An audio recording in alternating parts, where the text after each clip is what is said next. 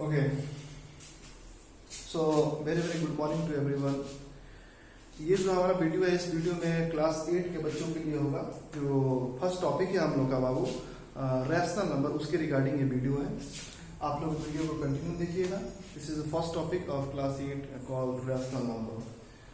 सो देखिए, चलिए स्टार्ट करते हैं, फर्दर इंट्रोडक्शन करते हैं। देखिए, हम बताए थे कि हम जब क्लास स्टार्ट करेंगे कोई भी टॉपिक हो तो पहले उस टॉपिक का इंट्रोडक्शन करेंगे। सो जो रैशनल नंबर है, इसके रिगार्डिंग जो फर्स्ट एक्सरसाइज है वो 1A है। तो ये आपका इंट्रोडक्शन है 1A का। Okay, so this is a video which is introduction of 1A। Okay, तो स्टार्ट करते हैं। देखिए, रैशनल नंबर की जानकारी से पहले हमें ये बात जानना चाहिए, चार इंपॉर्टेंट चीजें उसके बारे में जानकारी होनी चाहिए। फर्स्ट इंपॉर्टेंट चीज, नेचुरल नंबर क्या होता है सर? नेचुरल नंबर क्या होता है? The second is whole number क्या होता है? थर्ड इज इंटीजर क्या होता है? And the fourth part is fraction. तो छोटा में लिखना पड़ेगा क्योंकि नीचे ही है, हटेगा नहीं। ठीक है, चलिए चीजों को डिस्कशन करते हैं। देखिए, रैशनल नंबर हमें क्या है, इसके रिगार्डिंग जो डिस्कशन हम लोग करने वाले हैं, उसके पहले हमें ये 4 इंपॉर्टेंट थिंग्स के बारे में पता होना चाहिए। First natural number. देखो, नेचुरल नंबर क्या होता है? All the counting number is called natural number. जैसे काउंटिंग नंबर क्या होता है सर? जो 1 2 3 4 डॉट डॉट इनफाइनाइट जो जाता है उसे नेचुरल नंबर कहा जाता है। सर, इसका नाम नेचुरल नंबर क्यों पड़ा? इसके पीछे लॉजिक सुनिएगा। लॉजिक क्या है? तो ये जितने भी नंबर 1 2 3 4 ये नेचर में एग्जिस्ट करते हैं। जैसे कि हम कह सकते हैं एक पेड़ है, 2 पेड़ है, हमने 2 रोटी खाया है ना। वैसे ही ये एक नेचर में एग्जिस्ट करने वाला नंबर है, इसीलिए इसको नेचुरल नंबर कहा गया। ओके, होल नंबर क्या होता है? होल नंबर का कंप्लीट नंबर मतलब क्या होता है? होल सिलेबस को कवर कराया गया है ना, मतलब कि कंप्लीट सिलेबस को कवर कराया गया। दैट मींस होल नंबर क्या होता है? मतलब अब यहाँ बात इस बात का चल रहा है कि होल मतलब जो छूटा हुआ उसको भी पढ़ना है ना। तो 1 2 3 4 अब छूटा क्या है? तो छूटा है वो क्या? 0 छूटा हुआ है ना। इसको 0 को इसमें इंक्लूड कर देंगे तो कंप्लीट हो जाएगा, होल हो जाएगा। तो 0 1 2 3 तो आपसे कोई पूछेगा what is the smallest natural number, तो आप कहिएगा 1 जो होता है वो स्मॉलेस्ट होता है। इसके अलावा जो 0 होता है वो स्मॉलेस्ट होल नंबर होता है। ओके, तो ये 2 इंपॉर्टेंट चीज था जो आपको जानकारी था। देखो, कुछ बच्चे बोलेंगे सर ये सब चीज मुझे पता है। देखो, ये सब चीज पता है लेकिन हमें सारे बच्चों को लेकर चलना है ना। तो ये आपकी जो बुक्स है उसको फॉलो किया जा रहा है। उस बुक्स में बताया गया है कि ये सब चीज की जानकारी होनी चाहिए इस टॉपिक के पढ़ने से पहले। ठीक है, देखिए, so please pause the video to note down, फिर उसके बाद हम आगे बढ़ेंगे।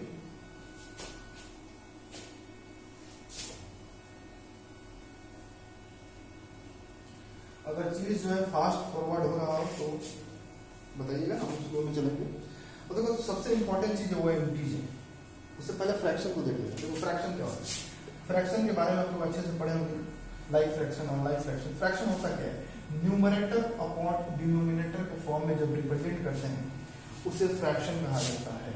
ठीक है, ऊपर वाला का न्यूमरेटर, नीचे वाला का डिनोमिनेटर कहा जाता है। इसके अलावा फ्रैक्शन में लाइक अनलाइक जो भी होता है, ये फ्रैक्शन टॉपिक है वो पढ़े होंगे, वहां पे इस चीज के बारे में नॉलेज होगा। ठीक है,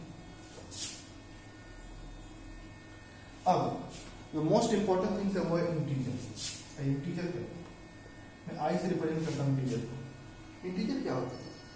देखिए, मेरा तरीका है कि मैं कभी भी चार्ट वाइज पढ़ाता हूँ। देखिए, इंटीजर जो होता है उसको 3 पार्ट में डिवाइड किया जाता है। It is divided into 3 part. First is positive, second is 0 and third is negative integer. So integer क्या होता है, पहले इस बात पे चर्चा करते हैं, उसके बाद उसका पार्ट में डिस्कस करेंगे। तो इंटीजर क्या होता है? Integer is a complete number in which denominator should be 1। मतलब इंटीजर जो है वो फ्रैक्शन के फॉर्म में रिप्रेजेंट करना हो। मतलब अगर कोई नंबर है वो इंटीजर तभी होगा जब इस 2 प्रॉपर्टी को फॉलो करेगा। पहला प्रॉपर्टी है जिसे p/q के फॉर्म में लिखा जा सकता है, और दूसरा चीज जो q है वो इक्वल्स टू 1 होना चाहिए, तभी वो एक इंटीजर कहलाएगा, वरना वो इंटीजर नहीं होगा। बस समझ में आ रहा है? मतलब p अपॉन q का मतलब क्या होगा? p अपॉन q का मतलब हुआ न्यूमरेटर अपॉन डिनोमिनेटर के फॉर्म में लिखा जा सकती है उसे। और सेकंड प्रॉपर्टी है कि जो डिनोमिनेटर होगा वो इक्वल्स टू 1 होना चाहिए। बात समझ में आ रहा है? मतलब इंटीजर होने के लिए दो चीज होना जरूरी है। फर्स्ट केस क्या है कि आपको उसे न्यूमरेटर अपॉन डिनोमिनेटर के फॉर्म में यानी फ्रैक्शन के फॉर्म में लिखा हुआ होना चाहिए। सेकंड पार्ट इज कि उसका जो डिनोमिनेटर है वो 1 के अलावा और कुछ नहीं होना चाहिए। एग्जाम्पल ले लेते हैं, जैसे आई से कि सर ये 3 जो है वो एक इंटीजर है या नहीं है, चेक करते हैं। जो 3 है उसे 3/1 लिख सकते हैं, दैट इज इसे पहला प्रॉपर्टी पे पास कर दिया। अब इसे दूसरा प्रॉपर्टी पास करना होगा। दूसरा क्या है कि जो डिनोमिनेटर है वो 1 होना चाहिए। यहाँ पर डिनोमिनेटर कितना है, 1 है, इसे न्यूमरेटर कहते हैं, उसे डिनोमिनेटर कहते हैं। तो ये डिनोमिनेटर हुआ, ये न्यूमरेटर हुआ, और डिनोमिनेटर कितना है, 1 है। इससे हमको क्या पता चला, इससे हमको ये बात पता चला कि ये दोनों प्रॉपर्टी को पास आउट किया, दैट मीन्स ये एक इंटीजर हुआ। ठीक है, मैं कहता हूँ कि 3/5 क्या एक इंटीजर है, चेक करते हैं सर। पहला प्रॉपर्टी है कि इसे फ्रैक्शन में होना चाहिए, दैट इज p/q के फॉर्म में, बिल्कुल सही बात है, p/q के फॉर्म में। दूसरा क्या है कि जो डिनोमिनेटर है वो 1 होना चाहिए। क्या डिनोमिनेटर यहाँ पे 1 है, नहीं सही है, तो 5 है, दैट मीन्स ये एक इंटीजर नहीं है।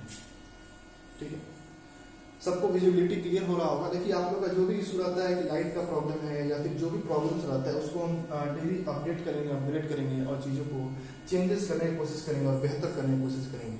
अभी शायद आपका जो लाइट का इशू था वो ठीक कर दिया गया है, बाकी इसके थ्रू जो भी इशू होगा उसको हम ठीक करने की कोशिश करेंगे। आप लोग कमेंट सेक्शन में बता दीजिएगा और कोई प्रॉब्लम हो रहा है तो try to figure it out. तो ये सारे प्रॉपर्टीज थे इंटीजर के रिगार्डिंग। ठीक है, अब हम लोग बात करेंगे कि इंटीजर में पॉजिटिव, नेगेटिव और जीरो इंटीजर क्या है। ठीक है, उससे पहले आप लोग इसको पॉज कीजिए और नोट डाउन कीजिए।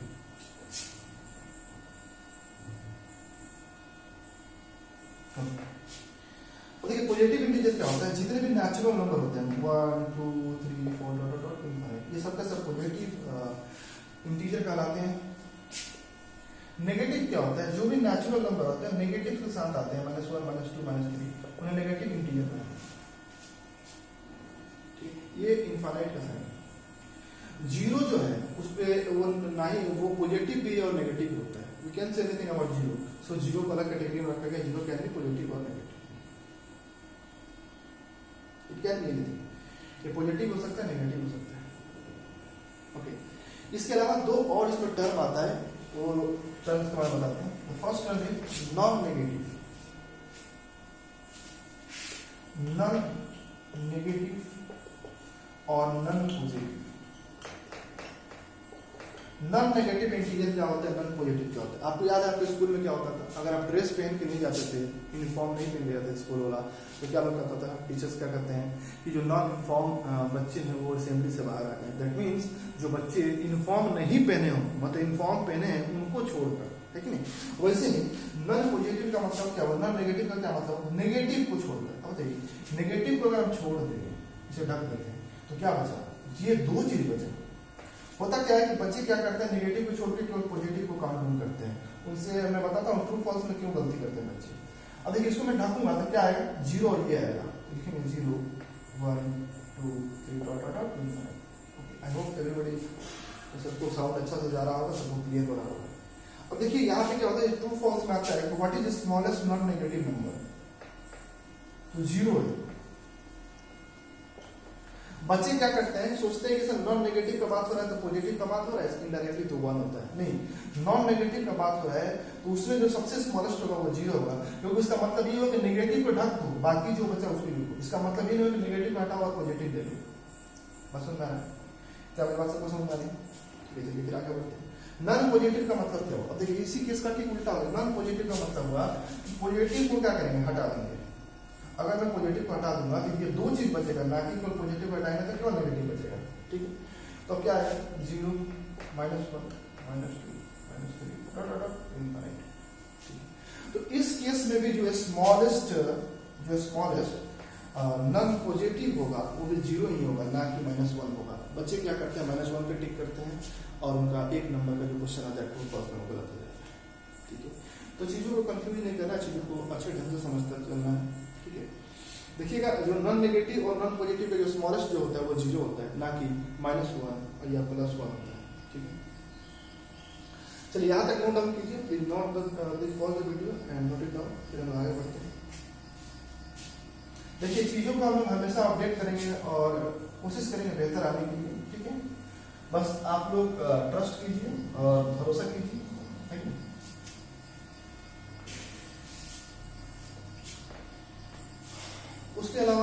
अब तो ये बात हो गया सर कि इंटीजर क्या होता है, फ्रैक्शन क्या होता है, होल नंबर क्या होता है, नेचुरल नंबर क्या होता है। इसके अलावा बहुत सारी चीज़ें, real number, odd number, prime number, coprime, twin prime, relative prime, perfect number, triangular number, बहुत सारी चीज़ें हैं। लेकिन वो सारी चीज़ हम लोग पढ़ेंगे आगे चल के, क्लास 9th में जब आइएगा तो वहाँ हम इस सब चीज़ के बारे में पढ़ाई करेंगे। अभी बात करते हैं कि सर रैशनल नंबर क्या होता है। ठीक है, देखिए रैशनल नंबर क्या होता है। A number which can be represented in a form of P upon Q, where Q should not be equal to 0 and P and Q both should be integer। मतलब क्या होगा, मतलब ये होगा कि सर रैशनल नंबर जो है ना, अगर कोई नंबर रैशनल नंबर होना चाहता है तो उसे 3 प्रॉपर्टी को पास आउट करना पड़ेगा। So pass through 3 property. The first property उसे P अपॉन Q के फॉर्म में होना चाहिए, that is numerator upon denominator का फॉर्म में होना चाहिए। ओके, दैट मींस इनडायरेक्टली कि उसे फ्रैक्शन के फॉर्म में होना चाहिए। Okay, so Q should not be equal to 0, this is the second property, that means denominator should not be equal to 0। and the third and most important property is P and Q should be integer। अगर ये तीनों property को कोई number pass out करता है तो वो rational number कहलाएगा, वरना वो रैशनल नंबर नहीं होगा। हाँ, बच्चे के दिमाग में सर वो रैशनल नंबर नहीं होगा तो वो क्या होगा। देखो क्लास 9th में जाओगे तो पढ़ पाओगे। अभी आपको एक एग्जांपल के तौर पर समझाते हैं। जैसे अगर ये कोई सब्जी है, बन रहा है ना, ये सब्जी बन रहा है, इस सब्जी में आपने केवल आलू और गोभी को डाला है, इसके अलावा इसमें कुछ नहीं, आलू और गोभी, और ये सब्जी तैयार हुआ। ठीक है, मैं इसमें से कुछ चीज निकाला, सपोज एक पार्टिकल ऐसे निकाला, और मैं बोल रहा हूँ कि बाबू ये जो हम मेरे हाथ में है ये आलू नहीं है, ये आलू नहीं है, तो क्या हो सकता है सर, वो गोभी हो सकता है, आलू नहीं, क्योंकि दो ही चीज से बना हुआ है। अब चलिए इस चीज को रिलेट करते हैं। देखिए जो सब्जी बना ना उसका नाम होता है रियल नंबर, जो क्लास 9 में पढ़ो। ठीक है, आलू जो है वो होता है रैशनल, और जो गोभी है वो होता है इरेशनल। सपोज करो मैं यहाँ से कोई नंबर उठाता हूँ रियल नंबर से, और ये नंबर को मैं बोलता हूँ कि ये एक रैशनल नंबर नहीं है, तो क्या होगा, वो एक इरेशनल नंबर होगा, जिसके बारे में क्लास 9 में आप लोगों को पढ़ना है। क्लास 9 में हम डिटेल में डिस्कस करेंगे। देखिए रैशनल नंबर में दो और इंपॉर्टेंट प्रॉपर्टी इसमें ऐड होगा, that is terminating decimal and non terminating but repeating. लेकिन ये चीज के बारे में आपको क्लास 9 में पढ़ना है, इसलिए उसका डिस्कशन हम लोग यहाँ पे नहीं करेंगे, उसका डिस्कशन हम लोग क्लास 9 में करेंगे। ओके,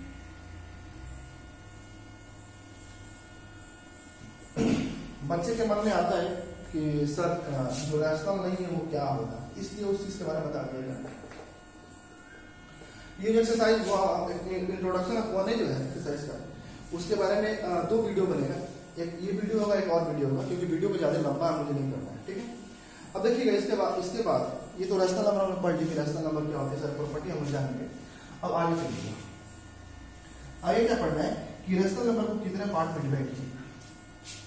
रैशनल नंबर को 2 पार्ट में डिवाइड किया गया। ठीक है, first is positive rational number and second is negative rational number. देखो हम चार्ट वाइज इसीलिए पढ़ाते हैं, ये डायग्राम टाइप का इसलिए बताते हैं क्योंकि ये सब चीज जो होता है ना ब्रेन में ज्यादा समय तक सेव रहता है।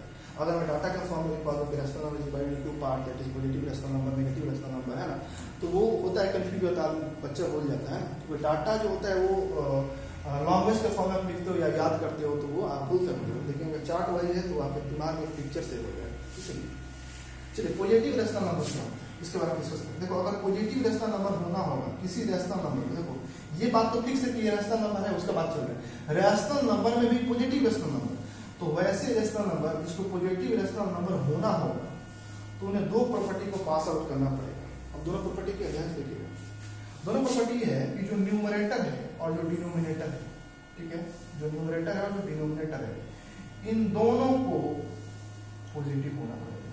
पहला प्रॉपर्टी क्या है कि दोनों को पॉजिटिव होना पड़ेगा, तभी वो एक पॉजिटिव रैशनल नंबर होंगे। दूसरा केस क्या है कि दोनों जो न्यूमरेटर और डिनोमिनेटर है ना, इन दोनों को नेगेटिव होना पड़ेगा। मतलब या तो दोनों रैशनल नंबर जो है, दोनों न्यूमरेटर और डिनोमिनेटर जो है वो या तो पॉजिटिव हो जाए तब वो पॉजिटिव रैशनल नंबर कहलाएंगे, या फिर दोनों के दोनों नेगेटिव हो जाए तब वो नेगेटिव रैशनल नंबर कहलाएंगे, पॉजिटिव रैशनल नंबर कहलाएंगे। सॉरी फॉर दैट मींस अगर दोनों टर्म अगर पॉजिटिव है, न्यूमरेटर भी और डिनोमिनेटर भी, तो वो क्या होगा, तो एक पॉजिटिव रैशनल नंबर होगा। अगर दोनों नेगेटिव है तभी क्या होगा, पॉजिटिव रैशनल नंबर होगा।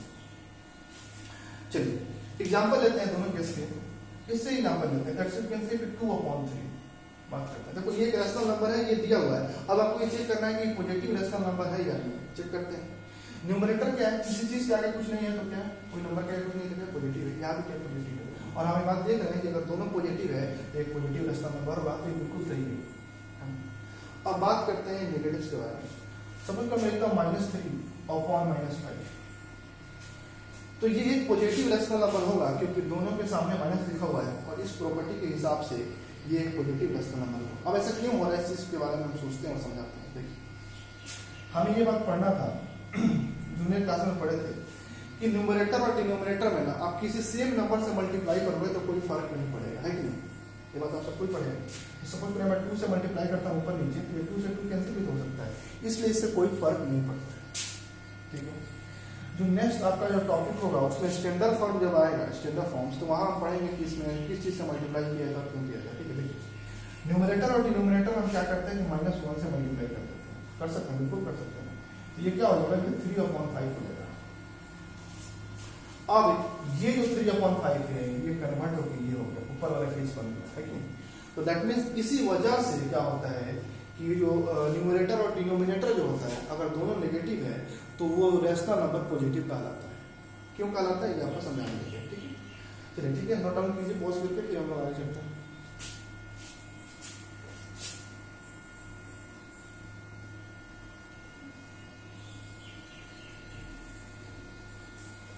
चलिए अब बात करते हैं नेगेटिव जो रैशनल नंबर होता है वो क्या होता है। देखिए अगर नेगेटिव रैशनल नंबर होना है तो इसको भी 2 केस से पास आउट करना पड़ेगा। हर चीज में 2 केस है, हर चीज में 2 केस है ना। नेचुरल नंबर था, आपका होल नंबर था, उसके बाद हम इंटीजर पढ़े, इंटीजर में 2 केस पढ़े हैं कि नहीं। इंटीजर होने के लिए 2 केस होना पड़ेगा। इंटीजर के कितने टाइप होते हैं वो बात हम पढ़ चुके हैं। ठीक है, इंटीजर के 3 टाइप्स होते हैं, पॉजिटिव, नेगेटिव और 0 होते हैं, यहाँ तक हम पढ़ चुके हैं। उसके बाद हम पढ़े कि सर पॉजिटिव रैशनल नंबर क्या होता है, नेगेटिव रैशनल नंबर क्या होता है, ये सारी चीज़ हम डिस्कस करेंगे। रैशनल नंबर क्या होता है, वो सारे प्रॉपर्टीज को पढ़ेंगे। रैशनल नंबर होने के लिए उसे 3 प्रॉपर्टीज को पास आउट होना पड़ेगा। इस पे और सारे एग्जांपल लेंगे। देखो कुछ बच्चे कंफ्यूज हो जाते हैं कि सर √2/√3 ये एक रैशनल नंबर है कि नहीं। ये बिल्कुल रैशनल नंबर नहीं है ना। इस पर हम डिस्कस करेंगे और समझाएंगे इस पर, लेकिन वो चीज़ आपको थोड़ा सा हायर क्लास में पढ़ना है, 9th क्लास में, लेकिन फिर भी आपको समझा दिया जाएगा। ओके, अब पॉजिटिव रैशनल नंबर हो चुके हैं, अब नेगेटिव रैशनल नंबर बात करते हैं। देखिए ध्यान से, नेगेटिव रैशनल नंबर क्या होता है क्या है कि अगर कोई रैशनल नंबर को नेगेटिव होना पड़ेगा तो उसे 2 प्रॉपर्टी को पास आउट करना पड़ेगा। फर्स्ट प्रॉपर्टी जो न्यूमरेटर है और जो डिनोमिनेटर है, न्यूमरेटर को पॉजिटिव और डिनोमिनेटर को नेगेटिव होना पड़ेगा। और सेकंड केस क्या है, जो न्यूमरेटर है और जो डिनोमिनेटर है, न्यूमरेटर को नेगेटिव और डिनोमिनेटर को पॉजिटिव होना पड़ेगा। बस समझ में आ रहा है। मतलब अगर ये 2 केस में किसी एक केस से भी वो नेगेटिव रैशनल नंबर हो सकता है। एग्जांपल ले लेते हैं, जैसे हम कह सकते हैं 2/-3। सर ये एक नेगेटिव रैशनल नंबर है, बिल्कुल है नेगेटिव रैशनल नंबर, क्यों नहीं, बिल्कुल नेगेटिव रैशनल नंबर है। इसको हम क्या कर सकते हैं, -1 से ऊपर नीचे मल्टीप्लाई कर सकते हैं, है ना। जो काम न्यूमरेटर के साथ वही काम डिनोमिनेटर के साथ, तो ये सॉल्व हो जाएगा -2/3। दैट मींस ये एक नेगेटिव रैशनल नंबर हुआ। और यहाँ पे एग्जांपल ले सकते हैं -3/5, तो बिल्कुल एक नेगेटिव रैशनल नंबर है कि नहीं। तो अगर नेगेटिव रैशनल नंबर होना है कोई रैशनल नंबर को, तो उसका न्यूमरेटर पॉजिटिव और उसका डिनोमिनेटर नेगेटिव हो, या फिर न्यूमरेटर नेगेटिव और डिनोमिनेटर पॉजिटिव हो। यही 2 केस के हिसाब से वो एक नेगेटिव रैशनल नंबर होगा, नहीं तो वो एक पॉजिटिव रैशनल नंबर होगा। ठीक है, चलिए इतना चीज हम पढ़ चुके हैं। इसके अलावा आपको इसमें स्टैंडर्ड फॉर्म्स के बारे में पढ़ना है कि स्टैंडर्ड फॉर्म कैसा होता है उसका नंबर का। उसके बाद आपको कंपेयर करना सीखना है, असेंडिंग ऑर्डर, डिसेंडिंग ऑर्डर सीखना है। ये सारी चीज हम नेक्स्ट वीडियो पे डिस्कस करेंगे। इस वीडियो को यहीं तक रखते हैं। ठीक है, very very thank you to watch this video and please like it, share it and subscribe it. Okay, very thank you.